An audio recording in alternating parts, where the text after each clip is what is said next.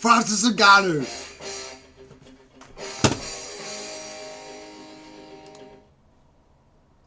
Francis Rocky Ngannou.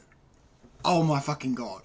Now, if I was really on this YouTube shit, I probably would have made this video yesterday afternoon after the fight happened, but I didn't. But anyway, bruh. Francis Ngannou, former UFC heavyweight title holder and MMA fighter, just went to a 10-round single-point decision loss to Tyson Fury, arguably the greatest heavyweight boxer and current lineal champion, boxing champion.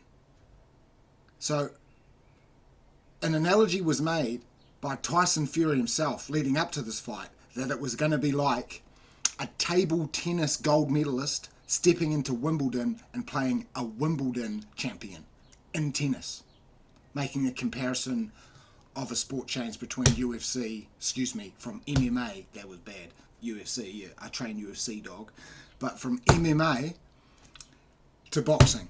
So he's never fought in boxing before. Like I said in my previous video last week, which I kind of poo-pooed this fight, not thinking there was going to be much to it, he did want to be a boxer originally when he left Cameroon, trying to pursue a better life through sports for himself. And he'd wanted to be a boxer at that point from seeing a video of Mike Tyson on a cell phone or something along those lines as a young person in Cameroon, where he was a sand miner and used to go and work in sand mines daily to feed his family that lived in a tin shack, you know, like that's where the guy comes from. And he left Cameroon, like, as to the story of Francis Ngannou, he breaks it down on the Joe Rogan Experience, and there's other videos online where the story is documented. The Francis Ngannou story, regardless of what he just did in the weekend, is a motion picture movie.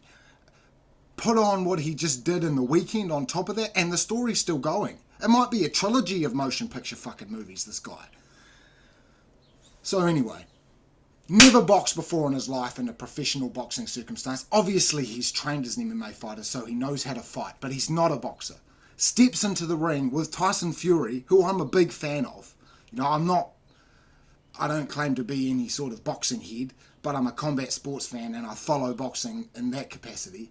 And Tyson Fury is one of my favourite boxers. You've got David Tua out of New Zealand, probably James Toney and Tyson Fury. They're probably my three favourite boxers, you know. Tyson Fury is an amazing boxer, and he got in there, thought he was going to be able to steamroll it. He run out in the first round thinking he was going to run over him and get fucking Ngannou on the back foot straight away, and that didn't happen. He ran into a brick wall. So, like I said, I'm not a boxing guy, so don't expect any sort of nuanced boxing breakdown, but Jesus Christ. First round, Tyson Fury comes out like a bat out of hell, literally, more or less, runs across the cage, tries to impose his will and size like he's been able to do to historically his boxing opponents in the previous, 2 or 3 years. He's been able to really impose on them with his size, the likes of Deontay Wilder, who is he's a smaller heavyweight, anyway, large guy. Anyway, he comes out, tries to start bullying Ngannou, and Ngannou isn't having any of it. He's like, I'm here to fight, mate. I'm not going to be a pushover like you'd expected me to be. And, like I say, I'm not going to be able to give you any sort of nuanced boxing breakdown, but he gets dropped. Ngannou drops him in the third round. Not after the fight, Tyson saying it hit him in the back of the head. It didn't. It was a clean shot on the side of the temple that dropped him. And you see him. The pictures that came out of that. Oh, the comparisons between Muhammad Ali standing over Foreman and Ngannou standing over Fury. Oh my God, they're going to be compared forever on. But amazing. We, as an MMA fan, I doubt we ever see, well, I don't know about ever, although he has come out afterwards and said that he's planning on fighting in MMA, but I heavily doubt that we will see him fighting in MMA anytime soon. the PFL, although they've, you know, he's probably still going to work for them and be a part of their organisation, but I don't know if he's ever going to fight in the fucking smart cage for the PFL. The smart cage aren't looking too smart right now.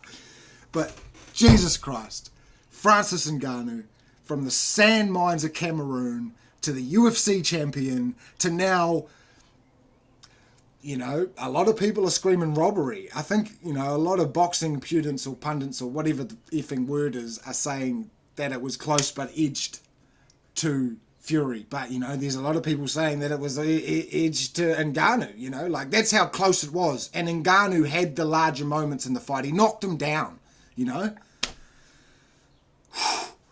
Fucking Jesus. Now, I haven't got a hell of a lot more I can say about that, but amazing. Don't tell Coach I missed Monday class so I could come home and make a YouTube video about it, but Jesus Christ, fuck, that shit was lit. You see Usyk, he's there watching from the crowd with the Saudis, and you see the look on his face, he's like, oh! He realises that he's not going to get the fight that he wanted with Tyson later this year, 2023. That's got to be pushed out to 2024 now. And what about Ngannou? You know, like, New Zealand fighter Joseph Parker, he actually had a pretty good win on the undercard of this fight. I'm not going to be surprised if we see Ngannou matched up with some of these middle of the road to up of the road heavyweight boxers now, you know. Joseph Parker, maybe he's a smaller name, but maybe the Ruizes or the Deontay Wilders or who knows, you know.